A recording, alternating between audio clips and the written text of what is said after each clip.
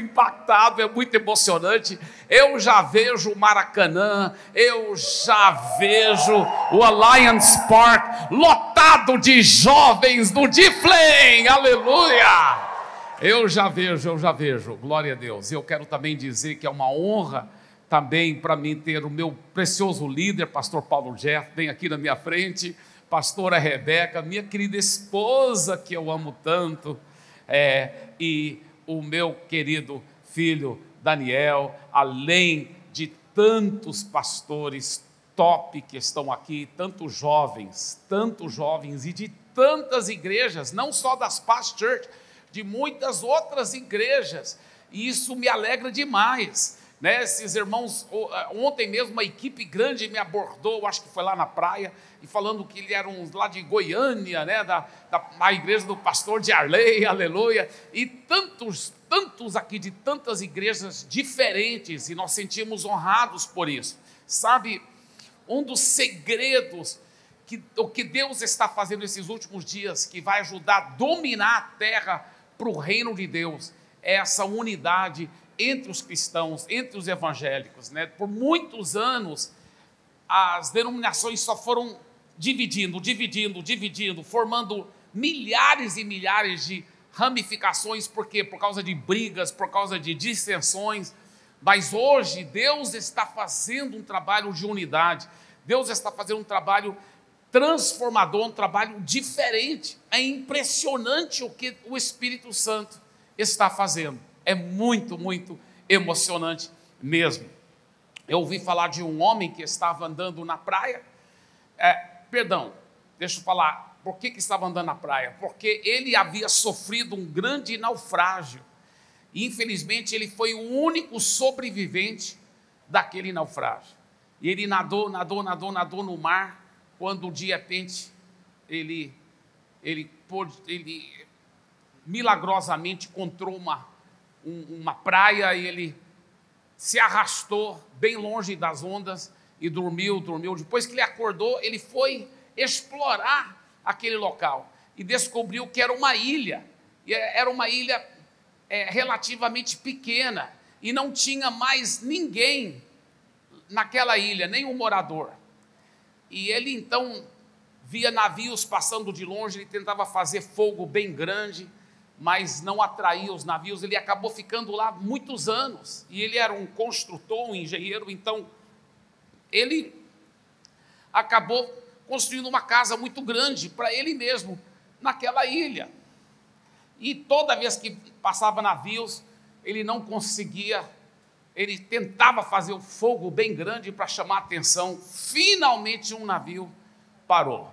Quando os tripulantes desceram, ele falou: graças a Deus, finalmente vou poder voltar para a civilização. Eles falaram: mas você é o único morador dessa ilha? Ele disse: sim, não tem mais ninguém, eu estou aqui sozinho.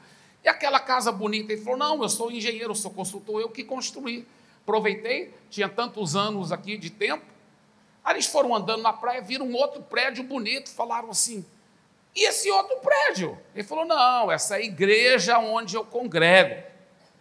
A igreja onde eu congrego. Aí eles: tá.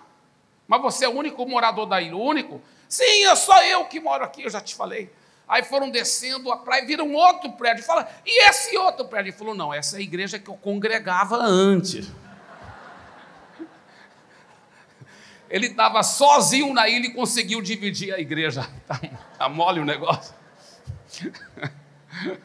Graças a Deus que o Espírito Santo está fazendo o contrário, está unindo o povo de Deus, e o povo está se unindo em poder e glória para alcançar o mundo para Jesus e fazer discípulos das nações. Difflin quer dizer discipulando e formando líderes em nações. Difflin quer dizer isso. Nós vamos dominar, conquistar a terra. E Deus tem levantado uma estratégia assim muito poderosa, que se chama em inglês Acts in Action. Em português chama-se Atos em Ação. E eu quero falar sobre a revolução de Atos em Ação. Yes! Eu quero falar hoje de manhã sobre a revolução de atos em ação. Na realidade, você está respondendo duas importantes perguntas na mensagem nesta manhã. Primeira pergunta: o que é atos em ação? O que é a revolução de atos em ação?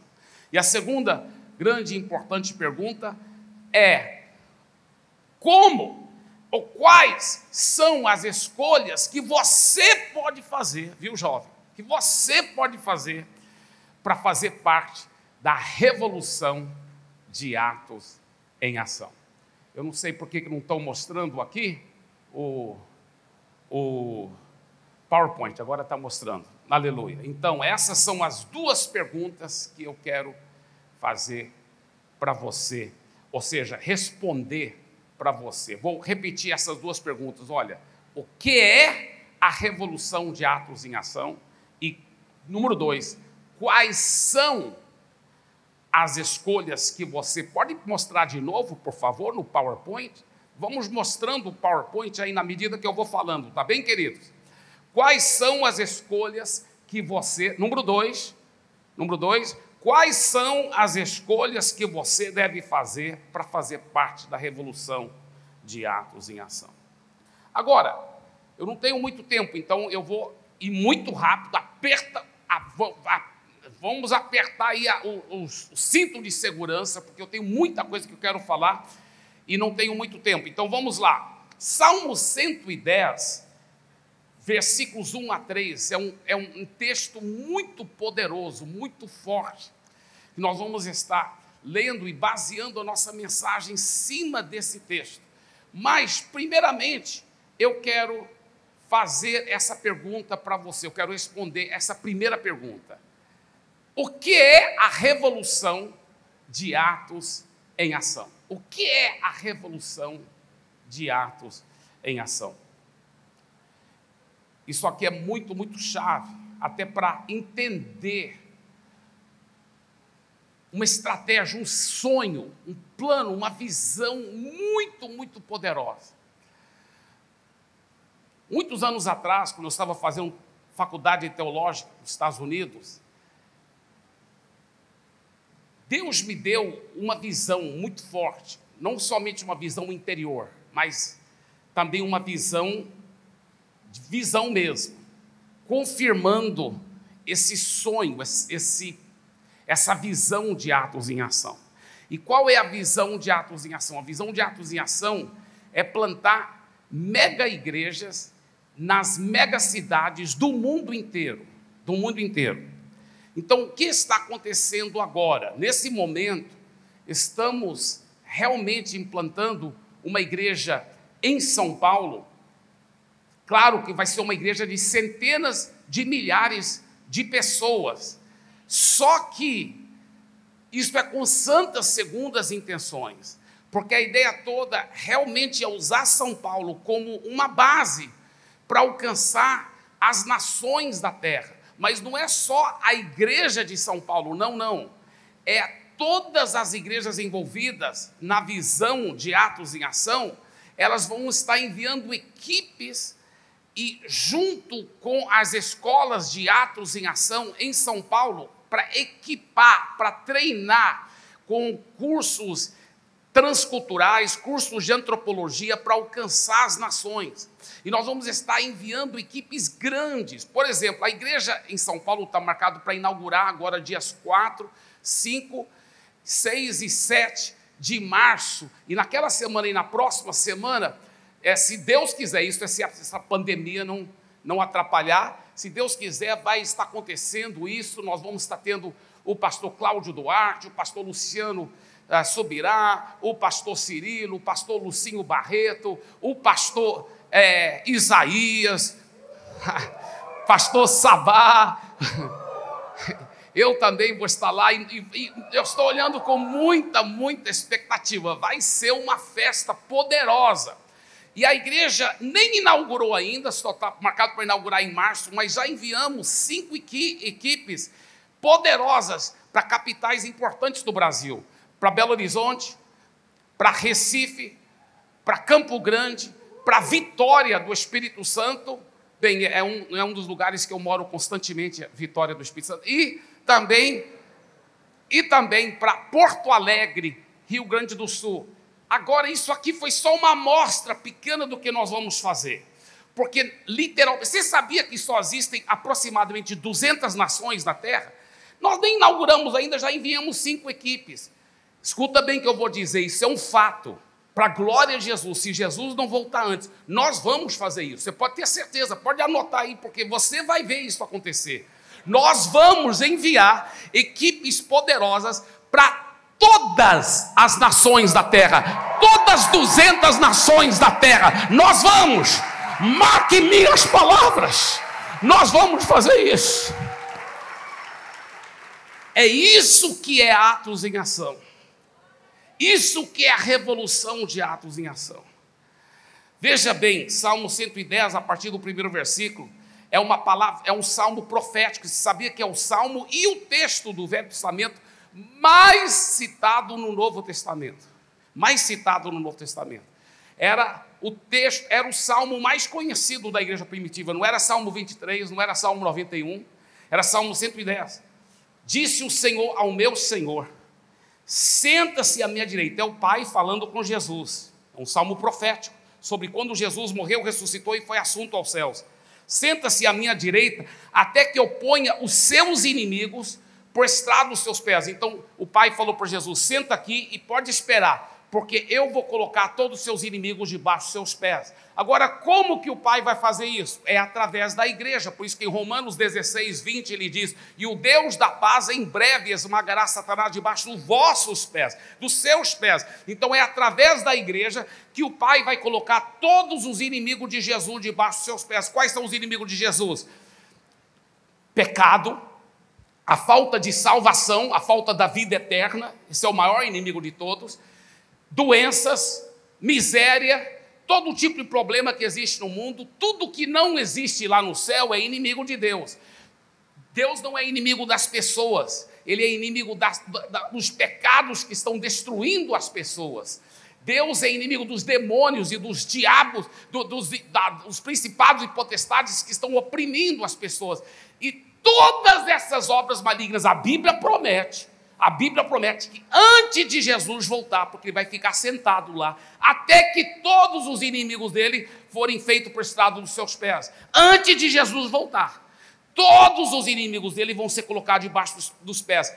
E como que o Pai vai fazer isso? É através de mim, através de você. Agora, sem tocar no seu vizinho para respeitar distanciamento social, mas aponta com os 2 dedos e fala assim: é através de você que todas as obras malignas serão esmagadas. Yes!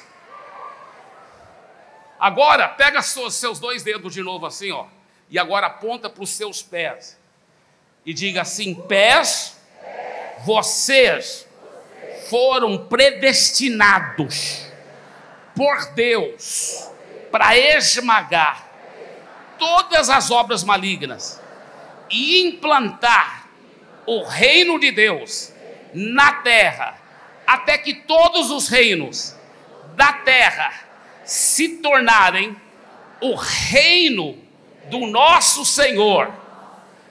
Prepare-se, pés. É dominação global. Amém e amém. Dê para Jesus uma forte salva de palmas.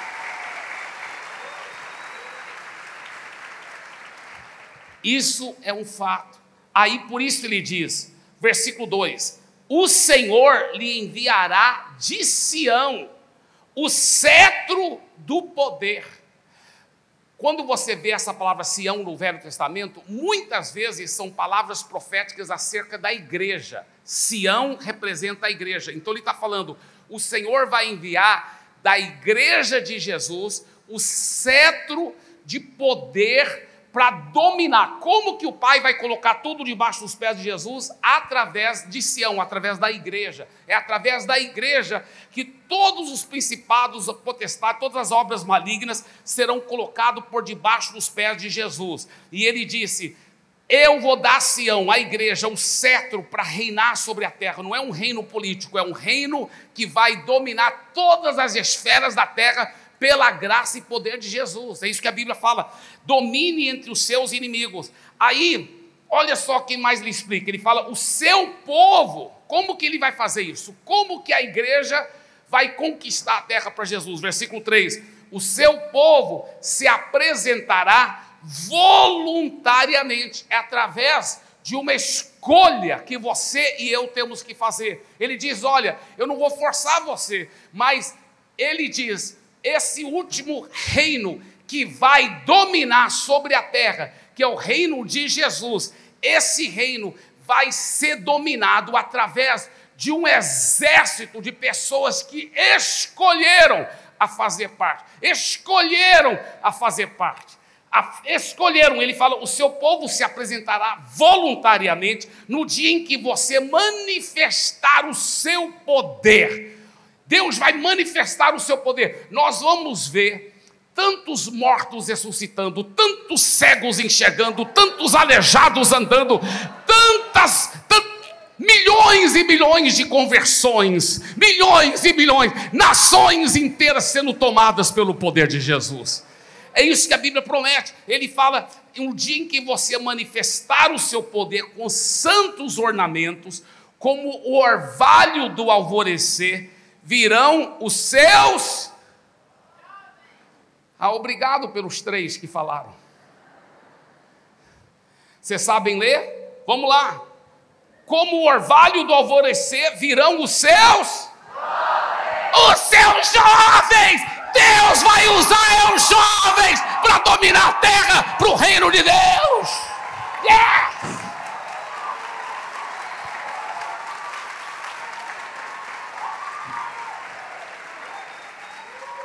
Por isso que eu estou cada vez mais jovem, porque eu vou fazer parte desse exército. Nada vai me parar de fazer parte desse exército para conquistar a terra para Jesus. Aleluia. Agora, eu quero trabalhar em cima, nesse momento, dessa palavra voluntariamente. É uma escolha que você e eu temos que fazer. O Jim Elliot, um grande missionário que deu a vida dele pelo reino de Deus, ele foi assassinado por amor a Jesus. Assassinado. O Jim Elliot. E olha o que ele diz. He is no fool who gives what he cannot keep to gain what he cannot lose, que quer dizer em português, não é tolo aquele que dá o que não pode, põe em português, por favor, em português, isso, vamos lá, não é tolo aquele que dá o que não pode guardar, o que não pode reter, não é tolo aquele que dá o que não pode guardar, ou seja, o que não pode reter, para ganhar o que não pode perder. Em outras palavras, não é tolo aquela pessoa que dá a sua vida. Você sabe que a Bíblia, o próprio Jesus disse, aquele que procura ganhar a sua vida, vai perder a sua vida. Você, não, eu vou curtir o máximo a vida. Você vai acabar perdendo a sua vida. Você vai jogar fora a sua vida. A Bíblia fala que importa o homem ganhar o mundo inteiro e perder a sua vida, perder a sua alma. Então, o Jim Elliot disse, não é tolo aquele, mostra de novo, não é tolo, mostra de novo no PowerPoint, por favor. Não, é isso aí. Não é tolo aquele que dá o que não pode guardar, o que não pode reter. Você vai dar a sua vida, você vai dar o seu ser, você vai dar tudo que você não pode reter, você não pode reter sua vida vai acabar aqui na terra mais cedo ou mais tarde. Então não é tolo, a pessoa não é tola quando ela dá uma coisa que ela não vai poder guardar mesmo, ela não vai poder ficar com ela mesma. Então ela dá a vida dela porque ela não vai poder ficar com aquela vida. Mostra de... Não tira, por favor, tá, do PowerPoint, que eu estou ainda falando dessa citação. Não é tolo aquele que dá o que não pode guardar, o que não pode reter. Ele não pode ficar com aquilo. Por quê? Porque é uma coisa que você não vai poder. Sua vida vai acabar aqui na terra mais cedo ou mais tarde. Então, a pessoa não é tola quando ela dá aquilo que ela não vai poder reter, quando ela dá aquilo que ela não pode guardar, quando ela dá aquilo que ela não... O que é aquilo? É a sua vida, seus recursos, seu dinheiro. Você sabia que caixão não tem gaveta? Você não pode levar um centavo com você para o outro lado da vida. Então não é tolo aquele que dá tudo que ele não vai poder reter, tudo que ele não vai poder guardar. Para o quê? Para ganhar o que não pode perder. Quando você ganhar uma alma para Jesus, o seu galardão é eterno, você não vai poder perder, você vai chegar no céu e um dia milhares de pessoas vão dizer obrigado, porque você que me ganhou para Jesus. Amém? Yes, dê para Jesus uma forte salva de palmas.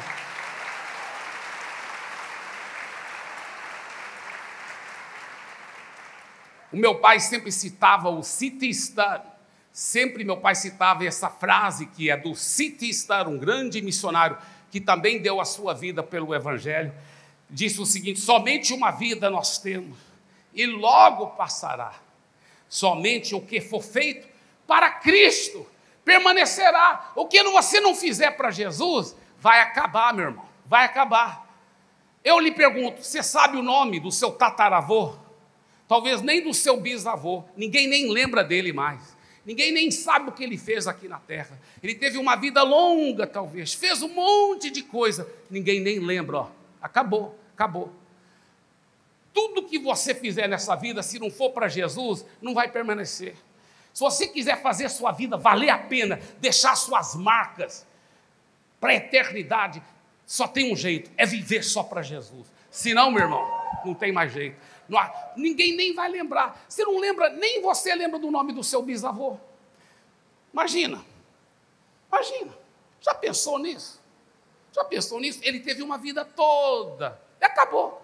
Ninguém nem lembra dele. Agora, o que você fizer para Jesus vai ficar por toda a eternidade. O que você fizer para Jesus vai ficar por toda a eternidade. Somente uma vida nós temos e logo ela passará. Somente o que for feito para Cristo permanecerá. Agora, veja esse texto, Mateus 28, 19a. Portanto, vão e façam discípulos de todas as nações. Você já notou uma coisa interessante nesse versículo? Ele não diz somente que é para discipular as pessoas, é para discipular nações inteiras.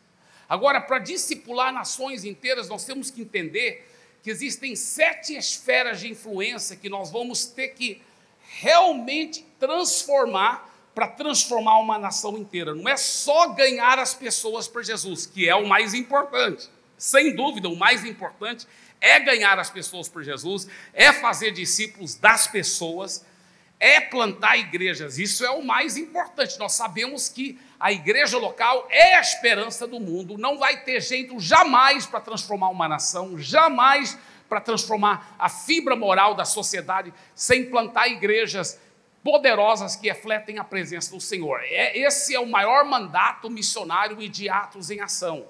Mas a revolução de Atos em Ação é mais do que só plantar grandes igrejas nas grandes cidades do mundo e encher a terra com poderosas igrejas que refletem a presença do Senhor.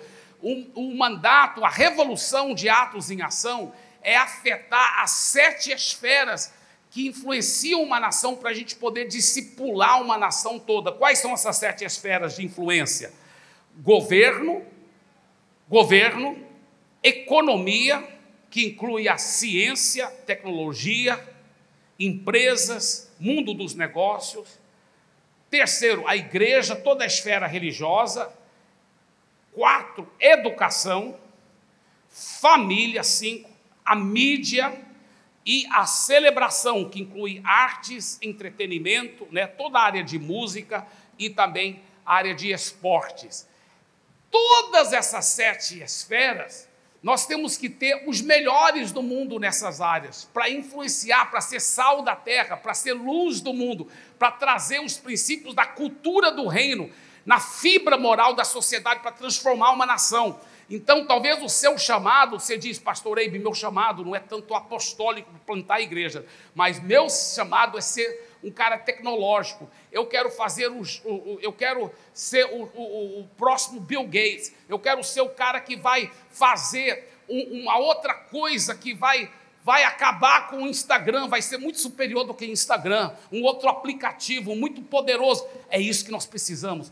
Nós precisamos dos professores nas universidades para acabar com essa ideologia tão errada que tem corroído a nossa nação. Nós precisamos dos diretores, os reitores das universidades. Nós precisamos de pessoas em todas as 7 influências da mídia. Nós precisamos em todas essas 7 áreas de influência da sociedade. Então, essa é a visão da Igreja de Jesus, é realmente implantar isso. Isso que é a revolução de Atos em Ação. Não é só plantar grandes igrejas nas grandes cidades do mundo, que é o principal, mas também entrar em cada uma dessas nações e influenciar e discipular a nação toda com os princípios da cultura do reino. Se você recebe isso, diga amém.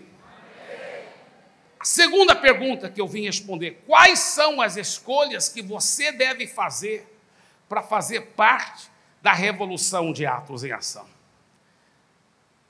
Veja bem, o maligno é muito sujo. Se você não for radical nas suas escolhas, ele vai usar as brechas para tentar destruir você e ficar adiando o plano de Deus. Por isso que Deus está chamando um povo radical, porque se você não for radical, o maligno vai tentar destruir você. Salmo 110, versículo 3 diz: o seu povo se apresentará voluntariamente no dia em que você manifestar o seu poder, com santos ornamentos, como o orvalho do alvorecer, virão os seus jovens. Veja bem, eu quero enfatizar nesse versículo, com santos ornamentos. Com santos ornamentos. Por favor, diga em voz alta: com santos ornamentos. É através de uma vida de santidade. Se você não tiver a decisão radical de andar em santidade, você jamais vai poder realmente estar envolvido ao máximo nessa revolução de Atos em Ação. Então, a primeira escolha que você tem que fazer, escolha ser radical na santidade. Escolha ser radical na santidade. Agora mesmo, o que tem de rapazes aqui viciado na pornografia. Você promete a Deus: eu não vou fazer isso mais, não vou ver essas imoralidades mais na internet, no meu telefone. Eu não vou ver isso mais, Pai, em nome de Jesus. Você pede perdão, mas passa alguns dias, lá está lá você vendo de novo, se masturbando de novo. O que tem de moças aqui que para poder ter uma atenção de um rapaz, acaba deixando o rapaz fazer coisas que você sabe que é totalmente errado. Sabe por quê? Porque você não fez uma escolha radical de santidade como você deve fazer. Você não fez. Olha o que a palavra de Deus diz em 1 Coríntios capítulo 6, versículo 18 a 19. Fujam da imoralidade sexual. Qualquer outro pecado que alguém comete não afeta o corpo, mas a pessoa que comete imoralidade sexual peca contra o seu próprio corpo. Será que vocês não sabem que o corpo de vocês é templo do Espírito Santo, meu irmão? É muito grave isso, porque não existe nada mais importante para o cristão do que a intimidade com o Espírito Santo. E quando você se envolve em qualquer tipo de pecado sexual, seja com seus olhos, seja com suas ações, você está pecando contra o templo do Espírito Santo. É muito grave isso. É muito sério, mas tem gente que vai tolerando. Deus me perdoa, estou debaixo da graça.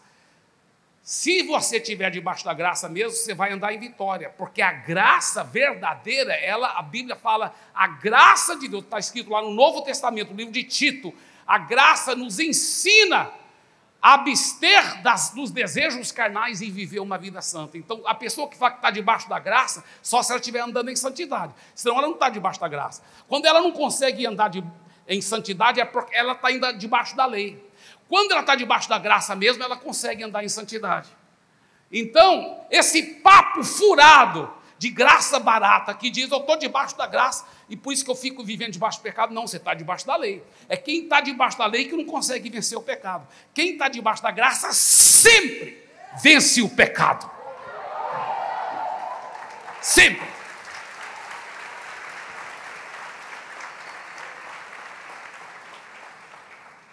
Pastor, o que eu faço? O que eu faço? Primeiro segredo que você tem que entender sobre a área de imoralidade é que você, nenhum lugar a Bíblia fala que é para você lutar contra a imoralidade, para você resistir à imoralidade. Sabia disso? Tem muito jovem, muitos rapazes, muitas moças que não estão conseguindo viver vida santa, porque ficam tentando lutar contra. Nenhum lugar a Bíblia fala que você lutar contra. A Bíblia fala que você resistir o diabo, ele vai fugir. Mas resistir imoralidade, nenhum lugar a Bíblia fala. O que a Bíblia fala? Vamos olhar o texto de novo. Mostra lá, versículo 18, por favor. Versículo 18. Fujam da imoralidade sexual. Ele não fala resista à imoralidade sexual. Ele fala fugir. Você tem que dar o fora. Imagina se José do Egito tivesse tentado resistir. E aquela, a Patifa, né, que como diz o pastor Sandro, a esposa do Potifar, né, a Patifa, ela chegou tudo cheirosona. O mundo chamaria cheirosona, gostosona, mas a Bíblia fala que é podridão, é só casca. E ela chega lá, e aí José, e ele, não, sai em nome de Jesus, vou te resistir em nome de Jesus, ai, ai, ai, sai, ai, ai, ai. Será que ele teria conseguido vencer? Ele não teria conseguido vencer, porque a Bíblia não fala para resistir à imoralidade, a Bíblia fala para fugir. Ele fugiu, e ela segurou na roupa dele. O que ele fez? Ele saiu da própria roupa, ele fugiu da imoralidade. Ele fugiu, ele escapou. É isso que você também tem que fazer. Por isso que a Bíblia fala, sua mão está fazendo você pecar, corta a sua mão. O que está dizendo? Isso aí está falando, olha, corta qualquer coisa que for necessário, mas não tolere imoralidade na sua vida. Fuja daquilo. É internet, é telefone, é melhor você ficar sem telefone. Pastor, hoje em dia ninguém sobrevive. Meu irmão, você não sobrevive espiritualmente se você ficar andando em imoralidade, em indecência. Agora, sem telefone você sobrevive, tranquilo, querido. Sem internet, sem computador, você sobrevive sim. Agora, a pergunta é o seguinte, você ama mais a Jesus ou você ama mais a internet?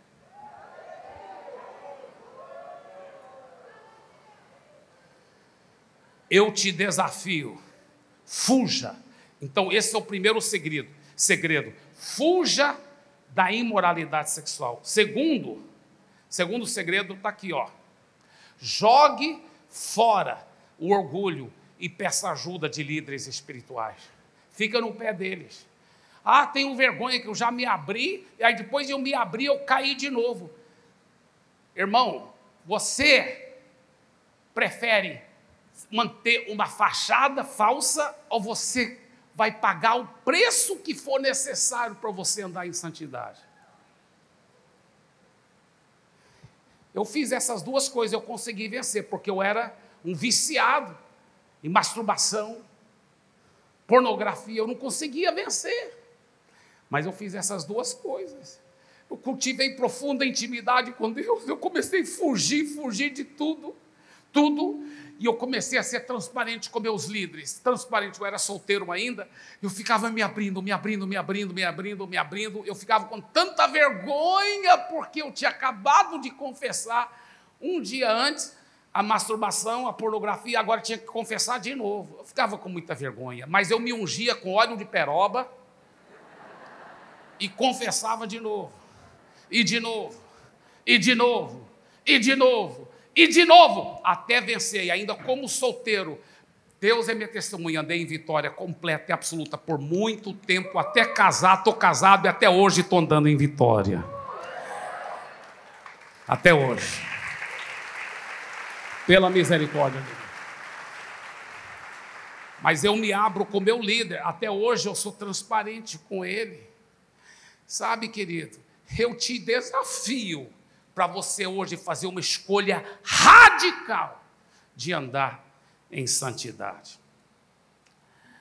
Salmo 110, versículo 3, ele fala: o seu povo se apresentará voluntariamente no dia em que você manifestar o seu poder. Diga, manifestar o seu poder. Aí ele fala, como o orvalho do alvorecer. Nós já falamos dos santos ornamentos, que é uma escolha radical de santidade. Agora eu quero falar sobre esse manifestar o seu poder e o orvalho do alvorecer. O orvalho fala de unção e manifestação do poder de Deus. Você já sabe, isso está falando sobre realmente o liberado milagre. Tanto essa unção como o liberado milagre vem só uma forma, é através da fé.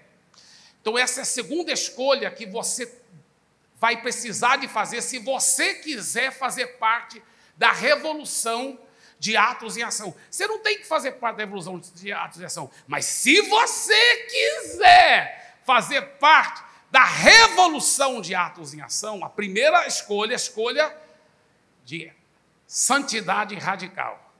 E a segunda escolha, essa aí, número 2, escolha ser radical na fé. Escolha ser radical na fé. O que nós temos que entender, Deus não use grandemente alguém só porque ele é capacitado. Não são os mais talentosos que são usados por Deus. Não são os mais bonitos que são usados por Deus. Não são os que têm mais dons que são usados por Deus. Não são aqueles que sabem cantar melhor que são usados por Deus. Não são os que sabem tocar melhor que são usados por Deus. Não são os que sabem pregar melhor ou falar mais eloquentemente que são usados por Deus. Não. Escuta bem essa frase. Deus não escolhe os capacitados. Deus não escolhe os capacitados. Deus capacita os escolhidos.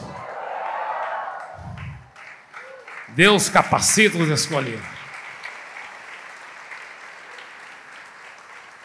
Uma vez que você é escolhido por Deus, Deus vai te capacitar. Deus faz milagres. Deus faz o que for preciso para te capacitar. Ele te ensina. Ele te faz ficar bonito. Olha o que aconteceu comigo, era feio que só. Deus transforma a sua vida.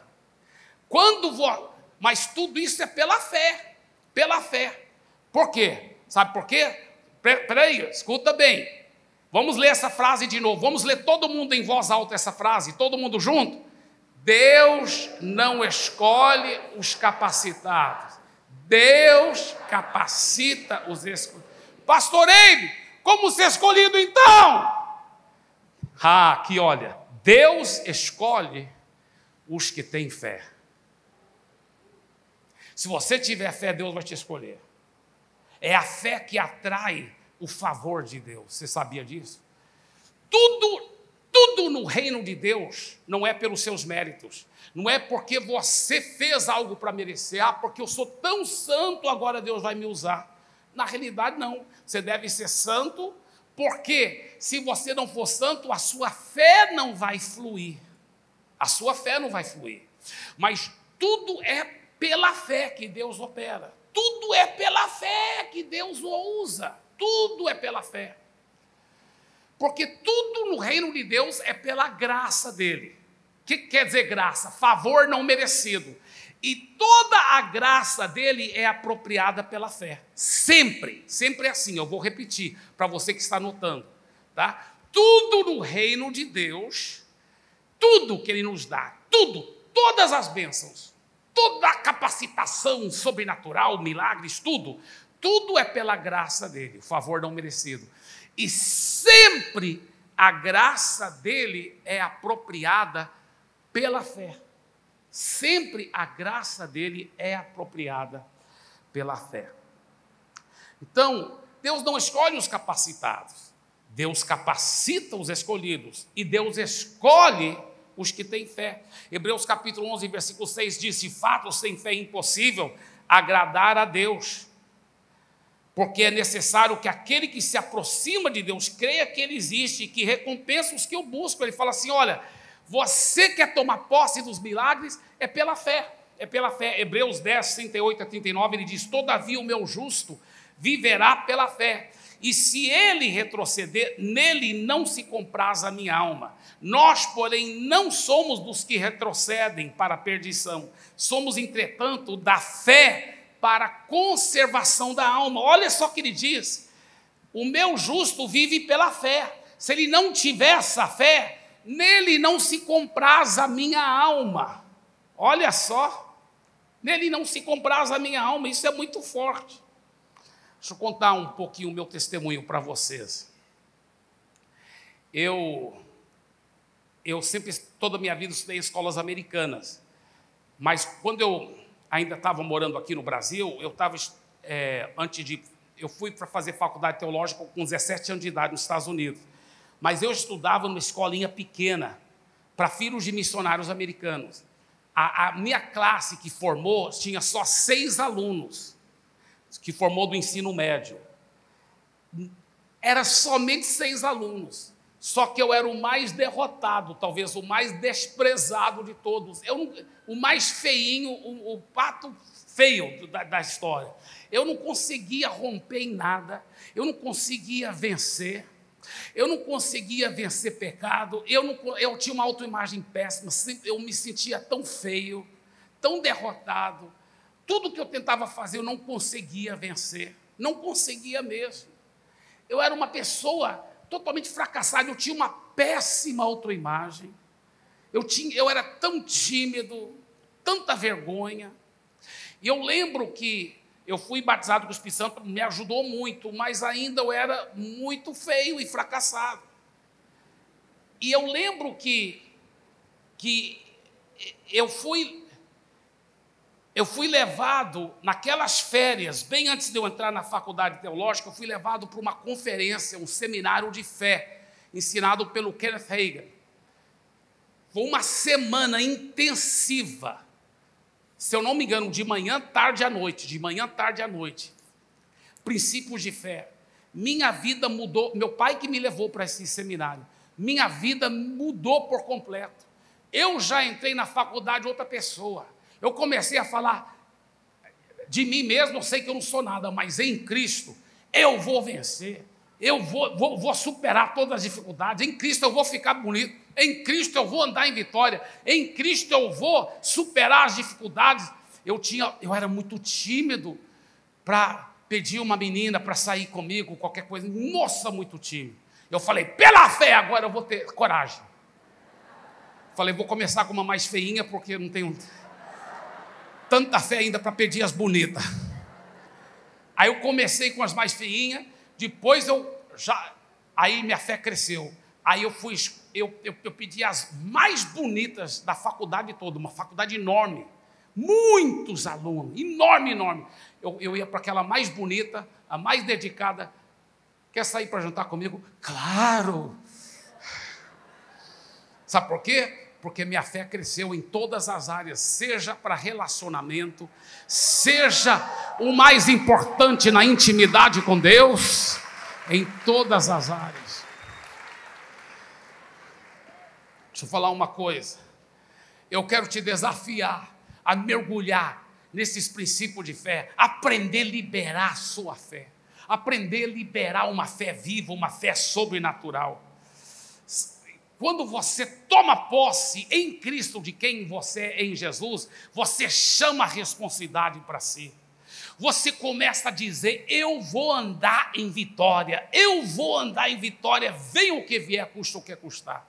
Até no mundo secular, isso é um princípio que você chama a responsabilidade para si e começa a liberar. Só que a pessoa, se não tiver Jesus, ela não vai dar conta, só pelo pensamento positivo, superar. Ela mais cedo ou mais tarde vai enfrentar barreiras, mas em Cristo você poderá chamar a responsabilidade para si. Eu gosto de algumas ilustrações que estimula a minha fé, estimula o meu desejo de tomar posse, né? Por exemplo, essa aqui, olha, do Winston Churchill, foi um dos maiores líderes, né? O primeiro-ministro da Inglaterra, um dos maiores líderes governamentais da história do mundo. Ele disse o seguinte: Qual é o nosso alvo? Vitória. Vitória, custe o que custar. Vitória, somente a vitória é aceitável. A despeito do terror, não importa quão difícil que seja a estrada e nem o tempo que temos que preservar e o preço que temos que pagar, porque sem a vitória não sobreviveremos. O John Namath disse: quando você ganha, nada dói. Nada dói. O John Maxwell, que é conhecido como o maior treinador de líderes do mundo, e é um pastor, por sinal, um homem de Deus. Eu tive o privilégio de conhecê-lo, e ele é conhecido no mundo secular como o maior treinador do mundo. Ele disse que não pode aceitar derrota e fracasso como uma opção na sua vida. Você deve se ver em Cristo, quem você é em Cristo, e tomar posse daquilo. E começar a pegar as promessas da palavra e aplicar fé em cima dessas promessas. Ele disse para sua assistente Bárbara, porque ele tinha pedido ela para fazer alguma coisa, e ela disse: eu não consigo, eu tentei fazer, viu? Ele falou para a assistente Bárbara para fazer alguma coisa, ela falou: patrão, eu tentei fazer, mas não consigo fazer isso. Sabe o que ele disse para ela? Ele disse: Bárbara, nunca diz não consigo para mim de novo. Nunca eu quero você trazendo essa frase de volta para mim. Quando eu te dou uma tarefa, você faz um jeito, mas você vai vencer, Bárbara, você vai dar certo. E ela mudou a mentalidade, ela se tornou uma pessoa hiper bem-sucedida. Hiper bem-sucedida. Sabe o que o John Maxwell falou que ele fez? Literalmente, ele foi para o dicionário de papel mesmo, de um livro, na casa dele, pegou aquele dicionário, abriu. Estou muito emocionado. Ele abriu o dicionário para a palavra que estava lá, fracasso. E ele pegou uma tesoura e ele cortou fora aquela palavra do seu dicionário. Ele disse: fracasso não está no meu dicionário. Não está no meu dicionário. Eu quero te desafiar. Comece, sabe, de você mesmo, de nós mesmos, nós não somos nada, mas em Cristo, você vai superar, você vai vencer. A fé funciona em Jesus. Você pode andar em vitória contra a doença, contra a pobreza, contra a miséria. Você pode aplicar fé e Deus muda a sua vida. Sabe, Deus quer que você seja tão íntimo com Ele que tudo vai dar certo. Você vai superar as dificuldades, você vai vencer, você vai passar aquela prova sim, porque você agora tem a mente de Cristo. Eu comecei a aplicar fé para ganhar nota boa na faculdade. Tudo na minha vida mudou. Sabe, a Bíblia fala que você tem esse privilégio, você tem esse direito em fé. Eu quero te encorajar. Nunca mais diga: eu estou doente, porque você está curado pela chaga de Jesus. Nunca mais diga: minha família não segue Jesus, porque você crê no Senhor Jesus e será salvo tu e a tua casa. Nunca mais diga: mas me falta esse recurso, aquele recurso, porque o Senhor é o seu pastor e nada te faltará. Nunca mais diga: eu não posso, porque tudo você pode naquele que te fortalece. Comece a crer, meu irmão. Comece a tomar posse dos recursos infinitos que você tem em Cristo. Você vai vencer. Você vai dar a volta por cima. Para fazer parte dessa revolução de atos em ação, é importante ter uma fé radical. É importante ter uma fé radical. O revolucionário de atos em ação, ele gosta de desafio. Ele cresce e aparece com a dificuldade. O bom revolucionário de atos em ação não aceita desculpas esfarrapadas. Ele vai dar a volta por cima. Não está sabendo liderar uma célula? Ele vai aprender a liderar uma célula. Ele vai ser um sucesso como líder. Ele vai saber multiplicar a célula. Ele vai saber florescer. Porque como que você vai ser grandemente usado em outra nação se você não está sendo usado nem no seu quintal? Então, você vai lá, assim, eu vou dar conta assim de liderar uma célula, minha célula vai multiplicar, eu vou investir em vidas, eu vou aprender a ser um sucesso da minha igreja local. e você libera a sua fé, e tudo é pela fé. Diga: perder não está no meu vocabulário. Diga de novo: perder não está no meu vocabulário. E a última coisa que nós vemos aqui em Salmo 110, versículo 3, o seu povo se apresenta voluntariamente no dia em que você manifestar o seu poder, com santos ornamentos, como o orvalho do alvorecer, virão os seus jovens. Isso é uma decisão radical, é uma escolha, número 3, escolha radical no compromisso. No compromisso. A santidade radical e a fé radical vem através de um compromisso radical. O D.L. Moody, ele foi muito usado por Deus. Isso é antes da televisão, antes de rádio. Não, talvez rádio já tinha, mas antes de televisão, antes da internet, ele ganhou mais do que 100 milhões de vidas para Jesus. Mais do que 100 milhões de vidas para Jesus. Foi um dos maiores homens de Deus que já viveu sobre a terra. E sabe o que ele era antes? Um vendedor de sapato. Mas um dia ele estava lá na Inglaterra e tinha um grande homem de Deus lá. Ele pediu a esse homem de Deus: eu quero ter uma conversa com você, homem de Deus. O homem de Deus, o nome do homem de Deus era Henry Varley. E o Henry Varley falou: tudo bem, vamos conversar. Aí o Henry Varley falou para Moody essas palavras: Moody, o mundo ainda está para ver o que Deus pode fazer através de um homem inteiramente compromissado a Ele. Uau! O Moody falou que ele voltou, né, isso antes da época de avião, né, ele voltou para os Estados Unidos no navio e falou que cada tábua daquele navio parecia gritar para ele: Moody, o mundo ainda está para ver o que Deus pode fazer através de um homem inteiramente compromissado para Ele. E falou que ele chegou lá em Chicago, onde ele morava. Naquela época, em vez de asfalto, tinha aquele paralelepípedo, né? Falou que cada pedra do paralelepípedo parecia gritar para ele: Moody, o mundo ainda está para ver o que Deus pode fazer através de um homem inteiramente compromissado a Ele. E falou que aquilo ficou reverberando, ele não podia tirar aquilo da cabeça dele, tudo ficava, e aí ele ficava pensando dia e noite nisso. O mundo ainda está para ver o que Deus pode fazer através de um homem inteiramente compromissado para Ele. E finalmente ele gritou: eu serei esse homem, eu serei esse homem.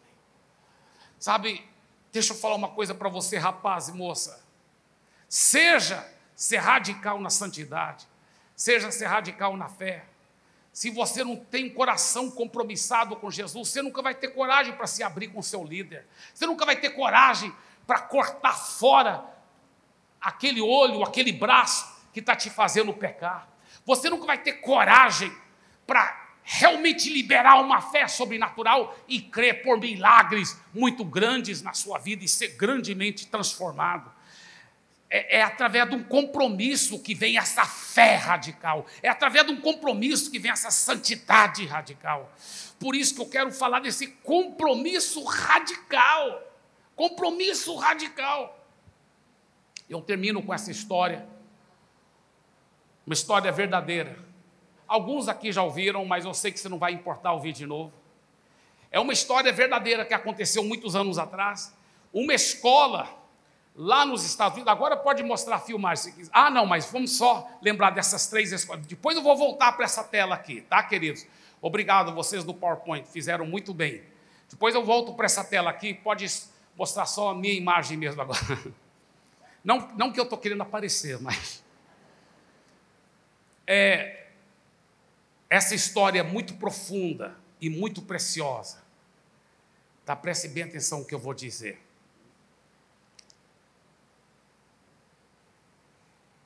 Tinha uma escola de crianças nos Estados Unidos.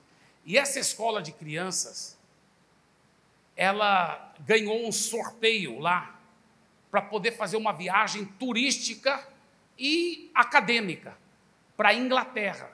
Tá? Então, eu creio que eram crianças mais ou menos de 10, 11, 12 anos de idade, quase pré-adolescente. E eles foram para a Inglaterra e visitaram, né, o Big Ben e outras coisas lá na Inglaterra. Mas também visitaram a casa do John Wesley. Eu já tive o privilégio com a minha querida esposa de visitar essa casa. O John Wesley foi um dos maiores avivalistas na história do mundo. Um dos maiores homens. Até hoje é um cara muito... Eu sou muito fã dele. Porque naquela época ele já implantava o discipulado, já implantava células, plantava igrejas ao redor do mundo, milhares de igrejas. O cara foi assim, mudou ele e as pessoas discipuladas por ele e afetadas por ele, mudaram a história da Inglaterra, mudaram tudo, foi assim lindo, mudaram a fibra moral, eles discipularam a nação inteira, e não só a nação de Inglaterra, muitas outras nações, eles realmente conseguiram discipular nações inteiras na época. E essas crianças entraram na casa do John Wesley e viram lá a cozinha, o quarto, viram um quarto de oração, a escrivaninha dele, viram a Bíblia que ele usou, e viram o quarto de oração onde ele passava horas e horas e horas e horas ajoelhado, e até com a marca lá no assoalho do joelho dele, que ele ficava lá horas e horas e horas e horas orando, e através daquelas orações, Deus usou e gerou um avivamento que abalou o mundo todo da época. As crianças viram tudo isso. Depois as crianças voltaram para o ônibus. Aí foram contar, os professores foram contar, estava faltando um menino. Então a professora voltou para dentro da casa do John Wesley, procurando quarto por quarto, onde está o menino? Quando de repente, lá no quarto de oração, ela encontrou o menino. Ele estava ajoelhado lá no local onde o John Wesley ajoelhava, naquele mesmo local que gerou o grande avivamento. E aquele menino estava chorando e orando assim: faça de novo, Senhor, faça de novo, Senhor. E ela nem quis interromper, porque ela foi tão tocada vendo aquele menino orar daquele jeito. Mas ele não parava, ele só ficava orando: faça de novo, faça de novo. Então, finalmente, ela sabia que do horário eles tinham que ir, e ela tocou no ombro do menino e chamou ele pelo nome. Ela disse: Billy Graham, temos que ir agora. Venha, meu filho.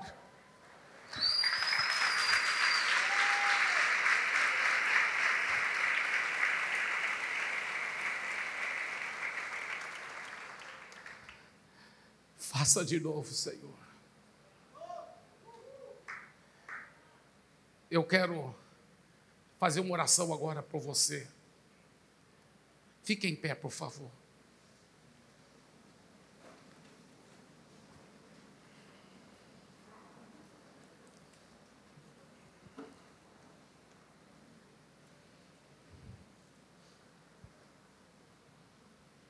Essas 3 escolhas que eu quero te desafiar agora a fazer. Essas 3 escolhas. Pode mostrar? Obrigado. Escolha ser radical na santidade. Escolha ser radical na fé. São pessoas corajosas, destemidas, cheias de autoridade em Cristo. Escolha ser radical no compromisso. Se você diz: Pastor Eibe, eu quero fazer essa escolha. Por causa do tempo, eu não vou chamar aqui na frente e nem ia caber. Mas eu vou pedir que você levante a sua mão direita bem alta e fique com ela levantada, com coragem, se você está escolhendo essas 3 escolhas aí. Se você está decidindo essas 3 escolhas, escolha ser radical na santidade, escolha ser radical na fé, escolha ser radical no compromisso. Uma pessoa inteiramente compromissada, totalmente vivendo só para Deus. Venha o que vier, custe o que custar. fique com a mão levantada. Pai, eu peço para esse meu querido irmão, essa minha querida irmã, esse jovem, essa jovem, esse senhor, essa senhora, esse adolescente, eu peço por cada um que está aqui.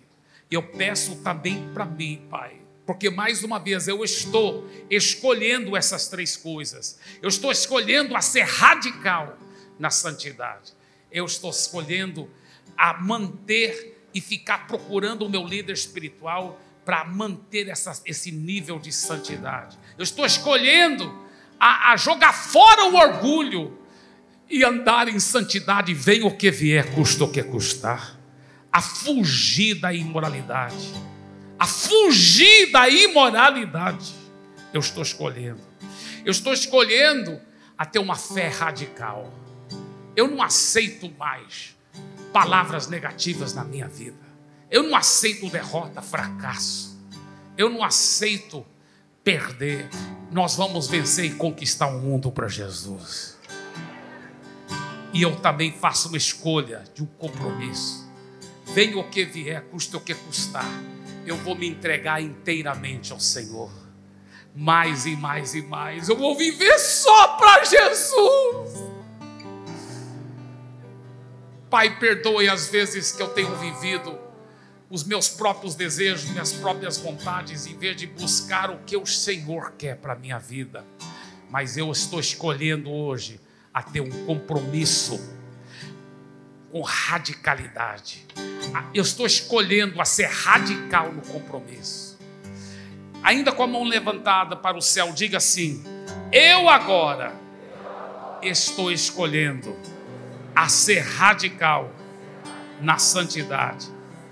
Eu estou escolhendo a ser radical na fé. E eu estou escolhendo a ser radical no compromisso. Venha o que vier, custa o que custar. Obrigado, Senhor, em nome de Jesus. Dê para Ele uma forte salva de palmas.